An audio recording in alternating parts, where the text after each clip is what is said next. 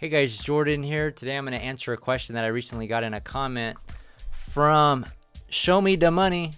And he says, how do you think Sony 20mm 1.8, do you think the Sony 20mm 1.8 would be a great lens, or should I splurge on a 16-35 2.8? You know, it sounds like budget is somewhat of an issue here.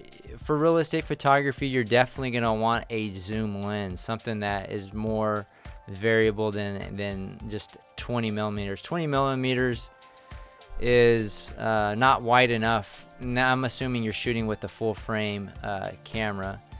The 20 millimeter 1.8 is a nice lens, but it's fixed, and you're gonna, with real estate photography, you go into different room sizes. You're gonna want a wider or a more narrow. Maybe you have a lot of space, you can scoot back and zoom in a little bit.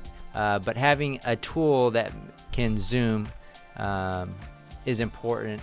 And if budget's an issue, I definitely wouldn't go with the 16-35 2.8. I would go with the 16-35 f4 Zeiss lens. That you can get those ones for about $1,000. If budget is more of an issue, you can even get a APS-C size body and lens. The Sony, actually I have one right here, the Sony 10-18 millimeter lens is a great lens for real estate photography when you're shooting APS-C. If you're shooting Sony, sometimes you can go into APS-C mode and you can shoot with an APS-C or a lens designed for APS-C sensor like this 18-35 on a full frame body if you already have that, and you can get this lens for about $500 used on eBay. So anyways, that's where I would go.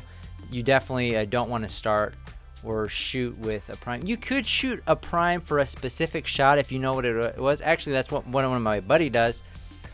He shoots primes, but he's spending a lot of time at a property and gets paid a whole lot of money. It's, you do want more flexibility when you're out shooting, and yeah, I wouldn't go any narrower than 16 millimeter. If you had a prime and it was 16 millimeters, you could get away with that as long as your megapixel count in your camera is big enough, but you're gonna have to be manually cropping in your framing during the editing process, and that would just be more work. So I think just having a solid tool, zoom tool, is what would make sense in my opinion. So anyways, thank you, Show Me the Money. If you're interested in learning more about the real estate photography business, you can check out our free workshop.